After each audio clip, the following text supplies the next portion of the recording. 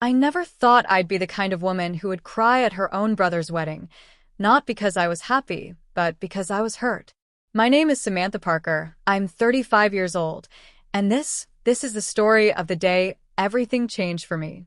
Before I take you back to how it all began, let me start right at the moment that shocked everyone, the moment that still makes my heart race whenever I think about it.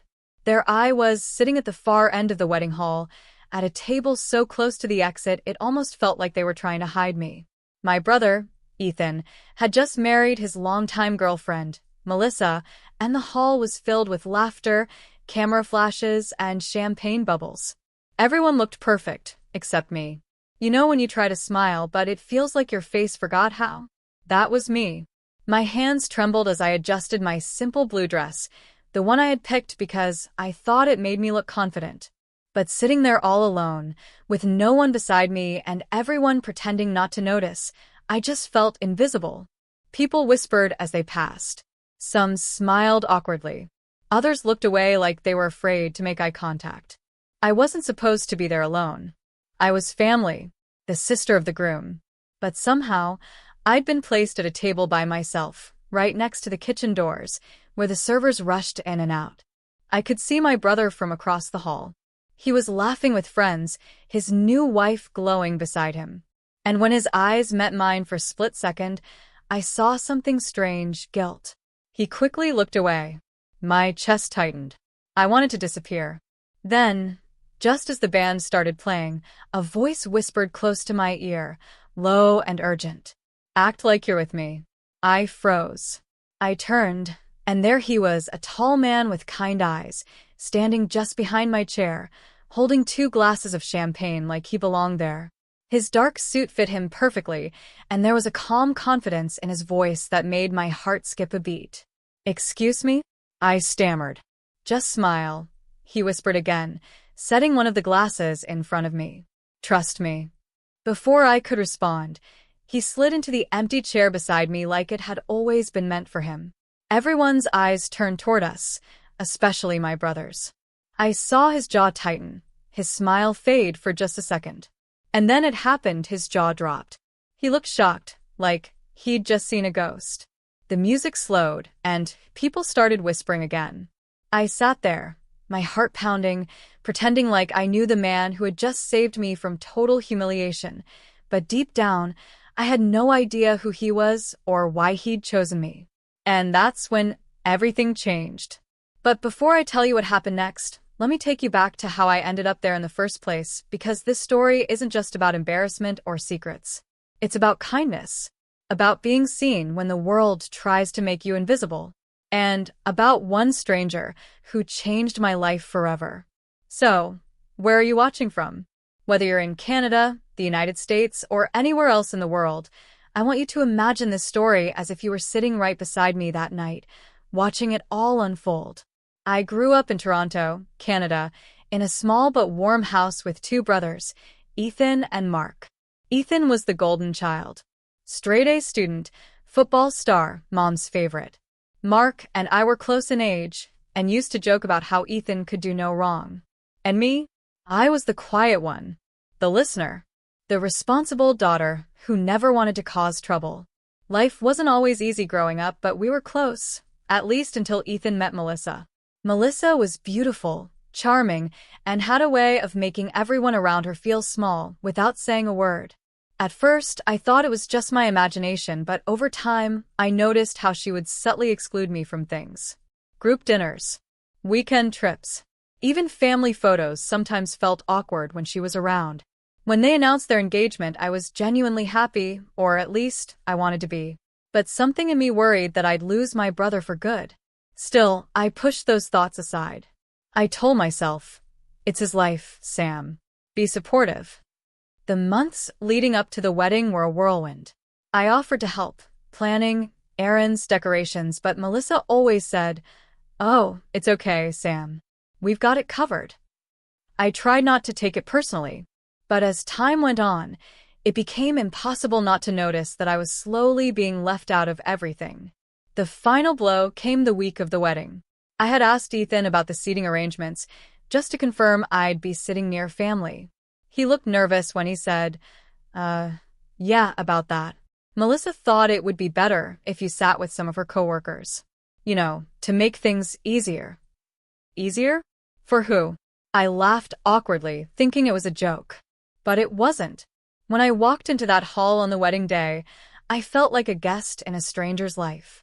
My name tag was placed all the way at the back, table 19, surrounded by people I'd never met.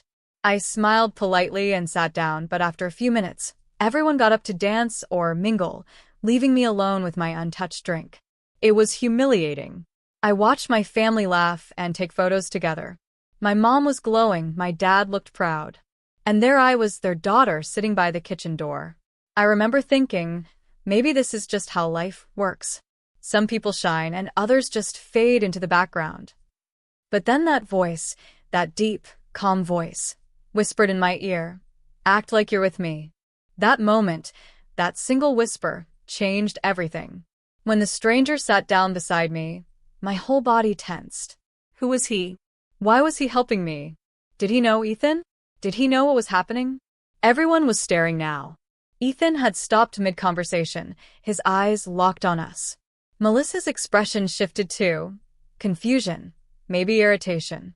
The man smiled at me, leaned in just enough to make it look real, and said quietly, "You look like you could use a friend." I couldn't tell if I wanted to laugh or cry. "You could say that," I murmured, my hands shaking slightly. He chuckled softly. "Then let's give them something to talk about." And with that, he reached for my hand and held it like it was the most natural thing in the world. My breath caught in my throat. I could feel my brother's gaze burning from across the room. People were whispering. The band's music carried on, but the air around me felt heavy with tension. I wanted to ask him a million questions, who he was, why he was doing this, but I was too stunned to speak. "Relax," he whispered, his thumb brushing gently across my hand. "Just follow my lead." I forced a shaky smile and nodded, my heart thudding so loudly I could barely hear the music anymore. Then, for a split second, I caught sight of Ethan again, and that's when I saw it. His face. His jaw literally dropped. He looked like someone had just told him a secret he couldn't believe. And right then, I knew this stranger wasn't just anyone. He meant something, maybe to Ethan, maybe to Melissa, maybe even to me. But I didn't know it yet. All I knew was that something big was about to happen. Something that would change everything I thought I knew about my brother and myself. The band switched songs. The lights dimmed. And the stranger leaned in again, whispering one more thing that made my heart stop. "Don't look now, but your brother's coming this way." My heart was racing so fast I could barely breathe. My brother, Ethan, was walking toward us, his face tight, his jaw still slightly open in disbelief. Every step he took made the air around me heavier. The stranger beside me still had that calm, steady look on his face, like he'd planned this. He didn't flinch, didn't shift. He just turned his body slightly so it looked like he was leaning closer to me. "Keep smiling," he whispered. "Trust me." It was hard to smile when every nerve in my body screamed run. Ethan reached our table, forcing a laugh loud enough for people nearby to hear. "Sam. "Wow, look at you. You clean up nice." His voice was too bright, the kind of tone people use when they're trying to hide something. I looked up at him, trying to read his face. "Thanks," I said softly. His eyes flicked toward the stranger, sitting beside me. "And, this must be?" The stranger didn't even hesitate. He stood, offering his hand with a warm smile. "I'm Ryan, Sam's date." The words hit like a thunderclap. "My date?" Ethan froze for a fraction of a second, then forced a grin. "Oh, I didn't realize you were bringing someone, Sam." My mouth opened, but no words came out. Ryan jumped in before I could ruin the act. "Last minute thing," he said smoothly. "I didn't want her to come alone. I figured, no one should sit through a wedding solo, right?" He said it with a chuckle, charming, confident, effortless. I sat there in stunned silence, pretending to laugh along, my pulse hammering in my ears. Ethan nodded slowly, his smile faltering just enough for me to catch it. "Right. "Of course. Well, glad you could make it, Ryan." Ryan smiled. "Wouldn't miss it." Ethan hesitated for a moment, like he wanted to say more, But then Melissa called his name from across the hall, her voice dripping with annoyance. "Ethan, come take pictures with us." He shot me one last look, half confusion, half warning before walking away. As soon as he was out of earshot, I turned to Ryan. "Who are you?" I whispered. He grinned, sipping his champagne. "Someone who hates seeing people treated badly." I blinked, unsure what to say. He nodded toward the main table. "You didn't deserve to sit alone like that. I saw the look on your face when you walked in. It didn't sit right with me." My throat tightened. "So, you just decided to pretend you were my date?" He smiled. "You looked like you needed a rescue." I figured I'd improvise. For a moment, I didn't know whether to laugh or cry. I felt my cheeks grow hot. "That's crazy." "Maybe," he said softly. "But it worked, didn't it?" And he was right. For the first time that night, people weren't staring at me with pity. They were staring with curiosity. I wasn't the sad sister sitting alone anymore. I was the woman with the mysterious date. Ryan had turned the humiliation into something else, something empowering. But deep down, a question was growing in my chest. Why did my brother look so shocked to see him? I couldn't shake that image. Ethan's jaw dropping, his eyes widening like he'd seen someone he never thought he'd see again. As the night went on, Ryan stayed by my side. He danced with me, made jokes, even complimented my mom, who blushed like a teenager. For a while, it almost felt like a normal night. But the thing about pretending is it only works until someone asks the wrong question. Around 9 p.m., while we were sitting at the table, one of Melissa's friends, a woman named Jenna, came over, smiling a little too brightly. "Samantha, you look amazing tonight." "And who's this?" Ryan turned on that same easy charm. "Ryan, Sam's date." "Oh, really?" Jenna tilted her head. "Funny, I thought Ethan mentioned you didn't have a +1. I felt my stomach drop. Ryan didn't miss a beat. "Plans changed," he said smoothly. "Guess your info is outdated." Jenna laughed awkwardly, then gave me a long look, one that said, "I'm not buying it, but I'll play along." Then she walked away, her heels clicking like a warning. I exhaled slowly. "This is going to blow up in my face," I whispered. Ryan leaned closer. "Maybe. But you don't deserve to sit here pretending you don't belong." Something in his tone softened me. There was sincerity there, real empathy. I looked at him properly for the first time. His eyes were warm, but there was something else behind them, something heavy. Like he'd been through his own kind of pain. I wanted to ask about it, but before I could, my mother appeared beside the table. "Sam," she said, her voice full of relief. "Sweetheart, I was wondering where you were sitting." "Oh, and who's this young man?" Ryan stood up politely. "Ryan, ma'am. I'm with Sam." My mom's eyes widened. "Oh. Well, it's about time she brought someone nice home," she said with a laugh. "You're very handsome." I could have melted into the floor. "Mom," I hissed. Ryan laughed, clearly amused. "Thank you, Mrs. Parker. You have a wonderful daughter." Mom smiled proudly, patting my shoulder. "Don't let her fool you. She's got a big heart, sometimes too big." I'm glad someone noticed.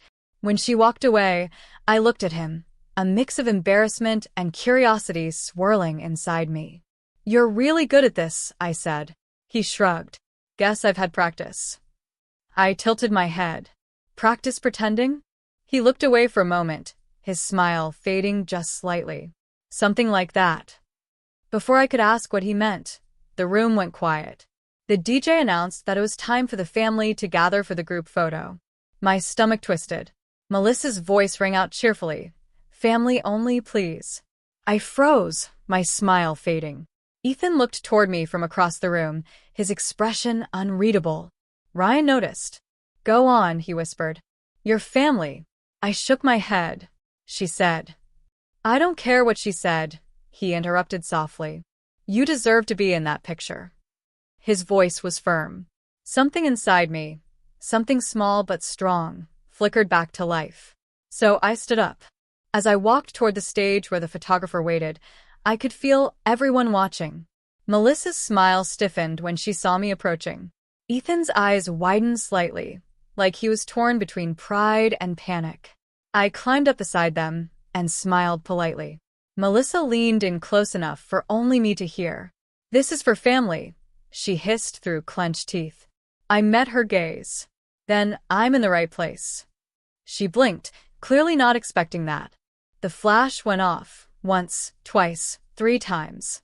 And just like that, the family photo included me. When it was over, Ethan turned to me, his voice low but sharp. "Sam, can we talk outside?" My stomach tightened again. Now. Ryan started to stand, but I put a hand on his arm. "It's okay," I whispered. "I'll be right back." He hesitated, his brow furrowed, but nodded. As I followed Ethan outside into the cool night air, my mind raced. The wind carried faint music from inside. The laughter, the clinking glasses, it all felt miles away now. Ethan stopped near the parking lot, running a hand through his hair. "Sam, what are you doing?" I frowned. "What do you mean?" He sighed heavily. "You show up with him? At my wedding? Without telling me?" I blinked, confused. "Him? You mean Ryan?" Ethan's eyes darkened. "You don't even know who he is, do you?" Something cold ran through me. "What are you talking about?" He took a step closer, lowering his voice. "You have no idea what you've just done." And before I could ask another word, a voice from behind us said quietly, "She doesn't need to know yet." I turned. Ryan was standing there in the doorway, his expression no longer calm. It was deadly serious. Ethan's face went pale. And that's when I realized these 2 men knew each other. But how? And what did it have to do with me? The night air felt suddenly colder. The music inside faded into a blur. Ethan took a step back, his voice trembling slightly. "You shouldn't be here, Ryan." Ryan's jaw tightened. "You shouldn't have done what you did." I looked between them, my pulse hammering. "What's going on? How do you 2 know each other?" Neither of them answered. And in that silence, I felt something shift, like a secret that had been buried for years was about to come to the surface. Then, in one sharp motion, Ethan turned and walked away without another word. Ryan exhaled slowly, looking at me with a mixture of regret and resolve. "I'm sorry, Sam," he said quietly. "But this isn't just about the wedding anymore." I stared at him, my heart pounding in my chest. "Then what is it about?" He looked straight into my eyes, and what he said next made my blood run cold. The night air cut through my lungs as I ran, my heart hammering so loudly I could hear it over the shouting behind us. The vineyard stretched endlessly in every direction, rows of grapevines twisting like black veins under the moonlight. My heels slipped in the dirt, and I nearly fell, but Alex's grip on my hand tightened. "This way," he shouted, pulling me toward a narrow path that disappeared behind a cluster of trees. "Where are we going?" I gasped. "Somewhere they can't see us." We stumbled through the vines, ducking under branches and leaping over low fences until we reached a small wooden shed hidden at the edge of the property. Alex yanked the door open and pushed me inside before slamming it shut behind us. The shed smelled of old wood and soil. Faint moonlight filtered through the cracks in the walls, painting stripes across the dusty floor. Alex leaned against the door, listening for footsteps outside. I clutched my chest, trying to steady my breathing. "You need to tell me what's going on right now." He turned to me, his eyes sharp and alert. "Your brother's been working with a group called the Helix Trust." "The what?" "They look like a financial charity, helping small businesses, international aid, all that feel-good stuff. But underneath, they're laundering money for criminal networks. Drugs, arms, data. You name it." I shook my head. "No, that's impossible. Jason's not that kind of person." Alex sighed, pulling a folded piece of paper from his jacket. "Look." He handed it to me, a printed document, slightly crumpled, with lines of coded numbers and wire transfers. My eyes scanned it, but I barely understood half of what I saw. At the bottom, highlighted in yellow, was my brother's signature. My knees went weak. "No, this can't be real." "I wish it wasn't," Alex said quietly. "But it's worse than that." He tried to pull out. He told them he wanted to stop. "That's why tonight happened." They don't let people walk away. I felt my throat tighten. So you're saying these people, whoever they are here? At the wedding? Yes, Alex said. And if they think you know anything, they'll come for you too. I pressed my hand to my mouth, the weight of his words sinking in. Oh my God. Alex crouched beside me, his tone softer now. Listen, I didn't mean to drag you into this. I just couldn't leave you there. When I saw how they isolated you at the wedding, I realized you didn't know anything. You're the only innocent one in this mess. My voice trembled. How do you even know my brother? He hesitated, then looked away. I used to work with him. In finance. No, he said. In the Helix Trust. I stared at him, stunned. You were part of it too? I was their data analyst. I helped build the systems they used to hide their money. But when I found out what it was really funding, I left. Jason promised he would too. He said he had a plan to expose them. My heart ached. Expose them? How? By leaking their financial records to the FBI, Alex said. He was supposed to meet with an agent tomorrow, but someone must have found out. I felt my stomach drop. And that's why they're here tonight? He nodded grimly. To make sure that meeting never happens. For a long moment, neither of us spoke. The only sound was my shaky breathing and the distant hum of cars from the main road. My mind was spinning. Everything I thought I knew about my brother, his job, his life, his perfect new marriage, was crumbling before my eyes. Finally, I whispered, "What do we do now?" Alex exhaled. "We need to find Jason. Before they do." He cracked open the shed door and peeked outside. The vineyard looked calm again, but I could hear faint voices in the distance, men speaking softly, radios crackling. They were searching. "Stay close to me," he said. "And whatever happens, don't trust anyone who says they're here to help." We slipped out of the shed and crept back through the vines. The moonlight flickered through the leaves, and every sound made my pulse spike.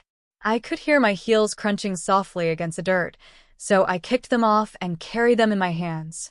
We moved like shadows, weaving between the rows of grapes until we reached the back of the main building. The glow from the hall's windows was still bright, but the laughter and music had completely stopped. The silence was eerie. Alex motioned for me to wait while he peeked inside through a side window. "It's bad," he whispered. "The guests are being kept inside. 2 men are guarding the exits."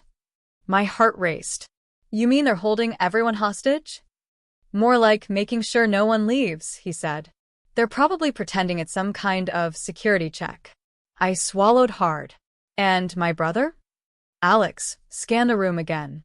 "I don't see him, but Megan's there, talking to one of the guards." I frowned. "Talking to them? Not scared?" "No," Alex said, his tone darkening. "She looks calm. Too calm." That didn't make sense.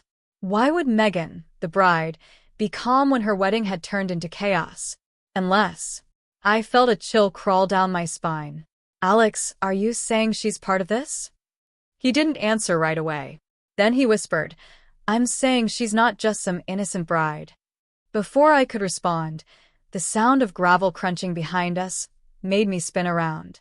A flashlight beam swept across the vines. Voices grew louder. "They went this way."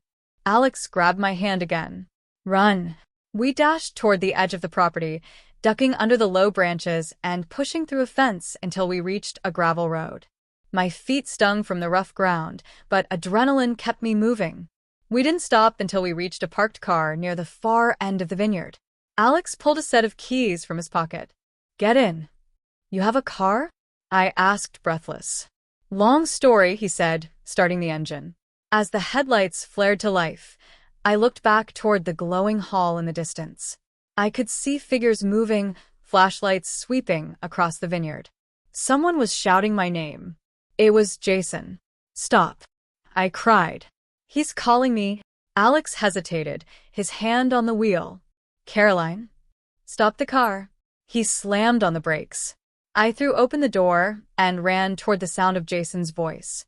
He appeared from the shadows, panting, his suit jacket torn, blood trickling from his forehead. "Caroline," he gasped. "Thank God you're okay." I rushed to him. "What's happening?" Who are those people?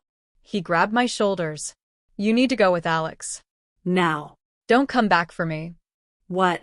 No. I'm not leaving you. Please, he said, his voice breaking. They'll kill you if they find out who you are. Go with him. He knows what to do. Jason, I can't just. Before I could finish, headlights suddenly flooded the road. A black SUV screeched to a stop beside us. Doors flew open. Men in dark suits poured out, guns drawn. Get down, Alex shouted. I dropped to the ground as shots rang out, echoing through the vineyard. Jason dove beside me, grabbing my hand. Dirt exploded around us as bullets hit the ground inches away. Alex returned fire from behind the car, yelling, "Run to the trees." Jason pulled me up, and we sprinted toward the forest beyond the road, the gunfire growing louder behind us. My legs burned. My breath came in ragged gasps, but I didn't dare stop. We dove behind a fallen tree, the sounds of shouting and engines filling the night. Jason pressed a hand against his side, blood. He'd been hit.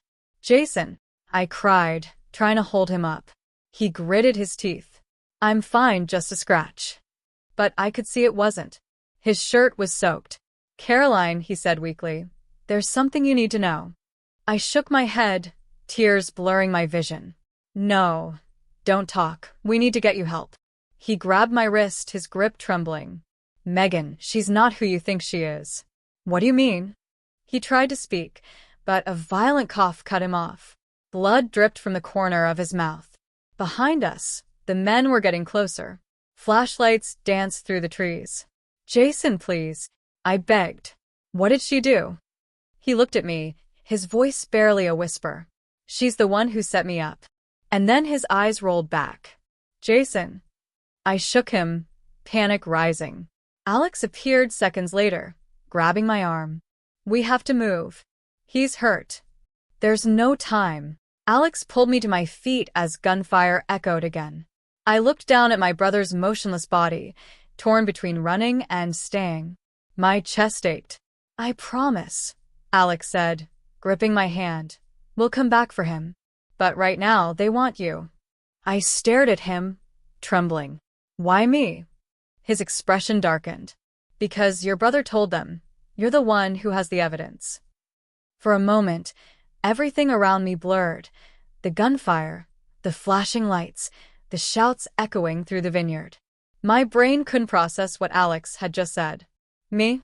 I whispered. What do you mean I have the evidence? Alex's grip tightened as he pulled me deeper into the forest. Jason must have hidden it somewhere only you could find. If they think you have it, they'll stop at nothing. But I don't know anything about this. I cried. Branches scratched my arms as we ran. I don't even have anything. That doesn't matter anymore, Alex said. They believe you do. That makes you the target. Behind us, flashlights danced between the trees. I could hear voices shouting orders, calm, trained, professional. These weren't ordinary men. We reached a slope, and Alex helped me slide down into a shallow ravine. My bare feet were caked with mud, and my dress was torn, but I didn't care. I just wanted Jason to be okay. Alex, we can't just leave him there, I said through tears. He's my brother. He stopped and turned toward me, his expression serious but not unkind. I know, but if we go back now, neither of us will make it out alive. You have to trust me. I bit my lip, my chest heaving. Why should I trust you? You show up out of nowhere, whisper something in my ear, and suddenly my whole life is on fire. He didn't answer right away. Instead, he crouched beside me and looked me straight in the eyes. Because I already risked my life once to get you out of there.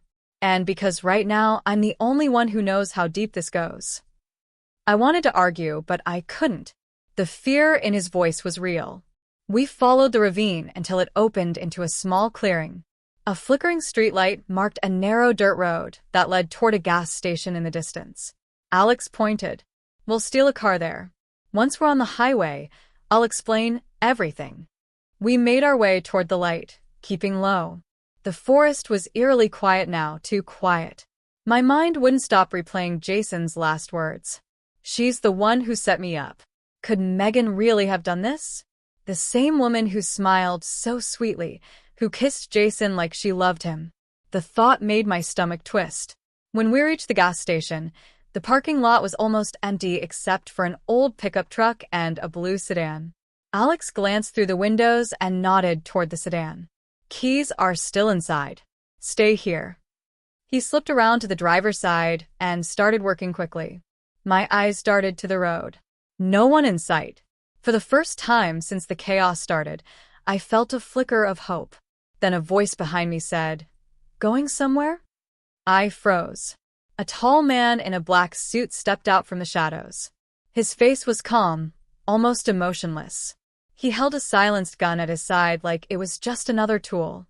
Before I could scream, Alex appeared behind him and swung a wrench, knocking the man to the ground. The gun skittered away. "Get in the car," Alex barked. I didn't argue.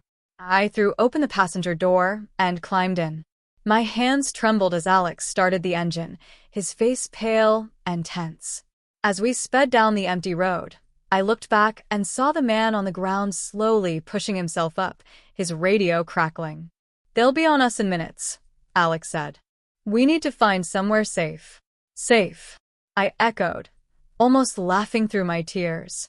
"You keep saying that, but nothing about this is safe." "I know," he said quietly, "but there's someone who can help us." Someone Jason trusted. "Who?" "A retired FBI agent. Name's Henry Walsh. Lives just outside Tacoma. If Jason told anyone about the leak, it would be him." We drove in silence for a while, the road stretching endlessly ahead of us. My mind was spinning. My brother was bleeding somewhere in the woods, my parents were trapped at the wedding, and I was running for my life with a man I barely knew. I looked at Alex, his face lit by the dashboard glow. He looked tired, not the kind of tired you get from lack of sleep, but the kind that comes from years of guilt. "What were you to my brother?" I asked softly. He hesitated. "Partners." Friends. "For a while." "And you just left him in that mess?" His jaw tightened. I tried to pull him out, but he wouldn't leave. He thought he could fix it. Fix what? The system. The corruption. He believed if he played along long enough, he could expose them from the inside. But that's not how these people work. I looked down at my trembling hands. "He was always like that," I whispered. "Always trying to fix what's broken." Alex glanced at me, his tone softening. "You sound like him." I didn't reply. The pain in my chest was too heavy. After about an hour, we pulled off the main highway and turned down a narrow gravel road lined with trees. The car bounced over potholes until a small cabin came into view. The lights were off, and it looked abandoned.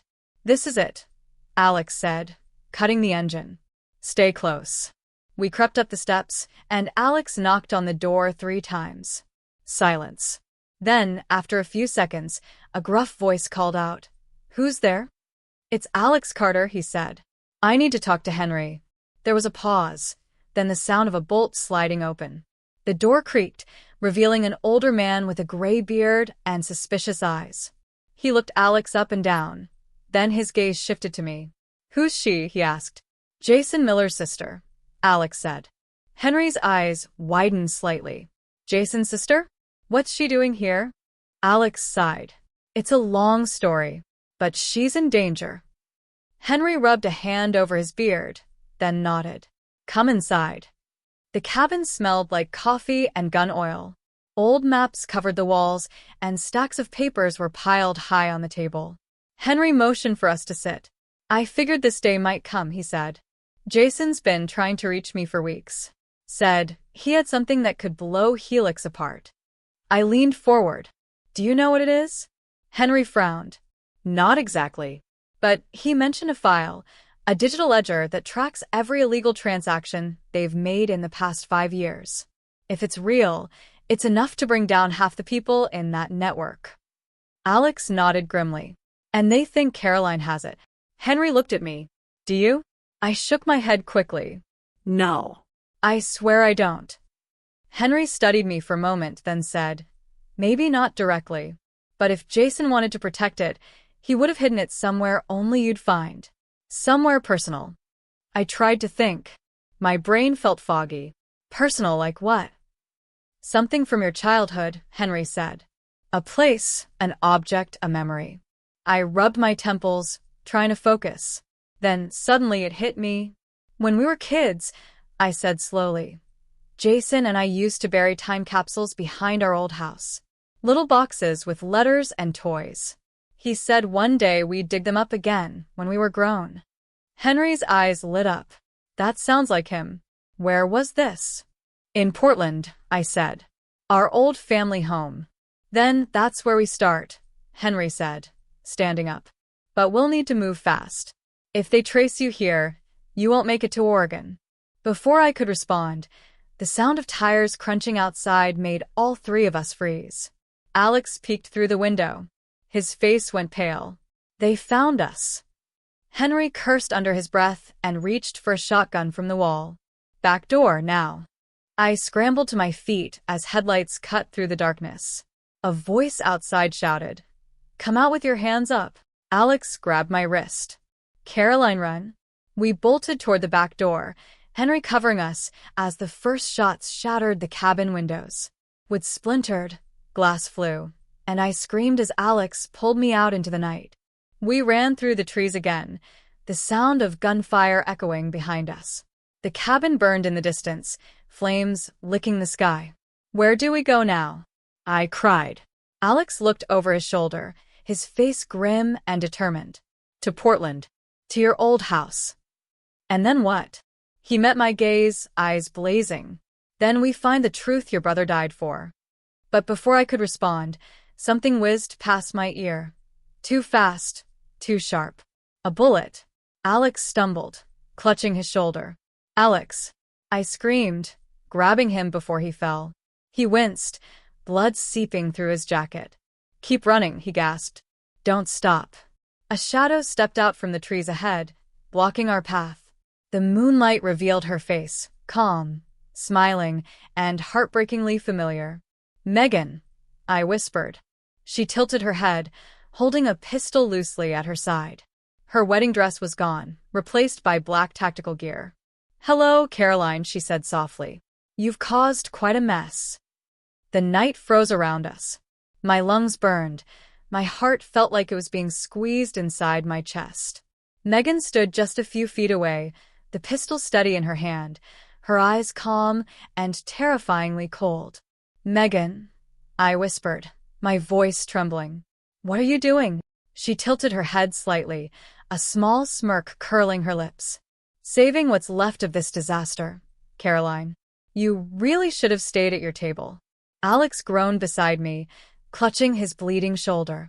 I tried to help him stand, but Megan raised the gun higher. Don't, she warned. He's not worth dying for. Why are you doing this? I shouted. You married my brother. You said you loved him. I did what I had to do, she said simply. Jason made promises he couldn't keep. He wanted to expose Helix. He thought he was some kind of hero. But heroes get people killed. Tears blurred my vision. You set him up. Her smile widened. Of course I did. You don't marry into Helix, Caroline. You're recruited. Jason was useful until he wasn't. I took a shaky step back. What did you do to him? Megan sighed. Let's just say he won't be a problem anymore. That sentence hit me like a blade. My knees almost buckled. Jason gone? I couldn't even breathe. Alex's voice broke through the silence. You'll never get away with this, he spat, his tone weak but defiant. Too many people know. Not enough, Megan said coldly. And after tonight, no one will. She cocked the gun. I moved instinctively, stepping in front of Alex. No, I shouted. If you're going to shoot someone, shoot me. Megan hesitated, lowering the weapon just a little. You don't even know what you're protecting. I'm protecting what's left of my family, I said through tears. And the man who tried to save us. For the first time, I saw something flicker in her eyes, hesitation, maybe guilt. But it vanished as quickly as it came. She tightened her grip again. Alex whispered, When I say now, run. What? I hissed. Now, he shouted. He lunged sideways, grabbing a handful of dirt and flinging it toward Megan's face. She stumbled, firing a shot that whizzed past my ear. I grabbed Alex and pulled him into the trees as Megan cursed behind us. We ran. Branches whipped against my face. My bare feet were bleeding, but I didn't care. We had to keep moving. We had to survive. After what felt like forever, the trees opened up into a wide field. In the distance, I saw headlights, a road. Safety. Almost there, Alex gasped. But then I heard engines. Not one, but several. SUVs, speeding toward us from the opposite side of the field. Alex cursed under his breath. They're cutting us off. We ducked behind an old tractor near the edge of the field. Alex's face was pale, his breathing shallow. He was losing blood fast. I tore off part of my dress and pressed it against his wound. Stay with me, Alex. He winced but managed a faint smile. You're tougher than you look. I had to be, I said, my voice breaking. My brother always got the easy road. The engines grew louder. Headlights swept across the field like white fire. Caroline, Alex said, his voice low, if I don't make it. Don't say that. Listen to me. He gripped my arm. If I don't make it, you have to get to Portland. Find the file. Don't let them win. I shook my head, tears spilling down my cheeks. You're coming with me. Before he could respond, a gunshot exploded, hitting the metal of the tractor beside us. Sparks flew. We ducked instinctively. Megan's voice echoed across the field. You can't run forever, Caroline. Alex gritted his teeth. Then let's make our stand. He pulled a small flash drive from his pocket and pressed it into my palm. If I die, this proves everything. Don't lose it. I stared at it, a tiny piece of plastic, glowing faintly under the moonlight, the thing people had already died for. Then I heard footsteps closing in. Alex, I whispered, we have to move. But before we could, a spotlight cut across the field, blinding us both. Drop your weapons, a voice commanded. I froze. It wasn't Megan's voice. More headlights appeared, but these were different. Blue and red flashing through the darkness. Sirens. Alex's head snapped toward me. How? I blinked in shock. The tracker. Henry must have called for help before. But we didn't have time to finish. Megan's people started firing. Chaos erupted, bullets shouting, flashing lights. I hit the ground, covering my head. Alex returned fire weakly, his arm trembling. The world was noise and dust and light. And then, suddenly, silence. When I looked up, Megan was gone. The SUVs were overturned or surrounded by police. Officers moved in, shouting commands. Alex collapsed beside me, his hand still clutching the side of his shoulder. Stay with me, I cried as medics rushed toward us. He gave me a faint smile. Told you. I wouldn't let anything happen to you. Then his eyes closed. I screamed his name as the paramedics lifted him onto a stretcher. And as they carried him away, I realized the nightmare wasn't over. Because the flash drive in my hand wasn't just proof of what Helix had done. It was the key to destroying them. The next morning, I sat in a sterile hospital waiting room, still wearing the torn remains of my dress. My hands wouldn't stop shaking. Every time I closed my eyes, I saw Jason's face, Alex falling, Megan's gun raised. An officer approached. Ms. Miller? I'm Detective Rhodes. We need to talk. He was tall, kind-looking, but his eyes held the same suspicion every cop's eyes did when they looked at me now, as if I was part of it. I already told you everything, I said softly. He nodded. I know, but there's something else you should see. He handed me a tablet. On it was a news article. Wealthy businessman Jason Miller missing after violent wedding attack. I felt my stomach drop. Missing? He's alive. Rhodes nodded. We found blood but no body. Someone took him before our units arrived. I didn't know whether to cry or hope. Who? He sighed. We think Megan Parker. She's vanished too. Of course she had. He glanced at the flash drive in my hand. You said this was what they were after? Yes, I said quietly. Alex told me it has the evidence my brother was trying to leak. Rhodes took a step back. Then you're not safe here. If this really connects to Helix, they'll come for you. I clenched my jaw. Then we finished what my brother started. He studied me for a moment, then nodded. All right. But you're not doing it alone. That night, we drove to a secure federal facility outside Seattle. Rhodes introduced me to an FBI cyber team that immediately started decrypting the flash drive. Hours passed. I watched from a small glass room as they worked, typing furiously. Lines of code and data filled their screens. Finally, one of the agents turned to Rhodes. We got it. He inserted the flash drive into the central computer, and a list of names appeared, hundreds of them. Politicians, CEOs, bankers. Every single one tied to illegal transfers through Helix. My breath caught. This is what Jason died for. The agent nodded. And it's enough to bring them all down. But before I could even feel relief, alarms blared through the building. Security breach, someone shouted. The lights flickered. Screens went black. What's happening? I asked. Someone's inside the network. An agent yelled. They're wiping the files. I turned to Rhodes. They found us. He grabbed my arm. We have to move. We ran down the corridor as chaos erupted. Armed guards shouted orders, lights flashing red. Smoke filled the hall from somewhere. A breach, an explosion. I couldn't tell. Rhodes shoved open a door leading to the back stairwell. We need to get that drive somewhere safe. But before we could take another step, a familiar voice echoed from the shadows. Going somewhere? Megan. She stepped out, dressed in black again. Her hair tied back, her pistol aimed straight at me. Rhodes aimed his gun back. Drop it. She smiled faintly. You have no idea who you're dealing with. Her gaze shifted to me. Caroline, give me the drive. I shook my head. Not this time. You think you're winning? Helix has people in every agency, every city. That drive won't save you. It'll only make you their next target. I don't care, I said, my voice trembling. My brother believed the truth was worth dying for. So do I. Her eyes hardened. Then you'll die for it. She fired. Rhodes dove in front of me. The bullet hit his vest and he fell. I screamed and swung the fire extinguisher from the wall, hitting Megan's arm. The gun clattered away. We struggled, her nails digging into my skin, me kicking wildly, until I slammed her against the wall. The drive slipped from my pocket, sliding across the floor. She lunged for it, but Rhodes grabbed her from behind. It's over. She twisted, elbowing him hard and running toward the exit. Stop her, I shouted. But it was too late. She disappeared into the smoke.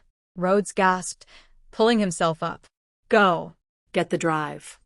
I grabbed it and looked around the burning hallway. We have to get out before the place blows. We stumbled down the stairs as explosions rocked the building. The heat was unbearable. When we finally burst outside, the entire facility was engulfed in flames. I clutched the flash drive tightly, the last piece of my brother's truth. Rhodes looked at me, coughing. You did it. You kept it safe. I nodded numbly, staring at the flames. But she's still out there. A month later, I stood at the edge of the Pacific Ocean in Portland, the morning sky pale and endless. The wind carried the faint smell of salt and pine. The Helix network had fallen, at least that's what the news said. The files from the flash drive exposed hundreds of people, and federal arrests swept the country. Jason's name had been cleared, but his body was never found. Sometimes I dreamed he was still out there, hiding somewhere, waiting for the world to be safe again. Alex survived the gunshot. He was in a federal witness program now, recovering somewhere far away. He sent one message through Rhodes. Tell her brother was right. That was all. I visited our old family home the day before. Behind the apple tree, just where Jason and I used to bury our time capsules, I dug until I found a small metal box. Inside was a letter in his handwriting.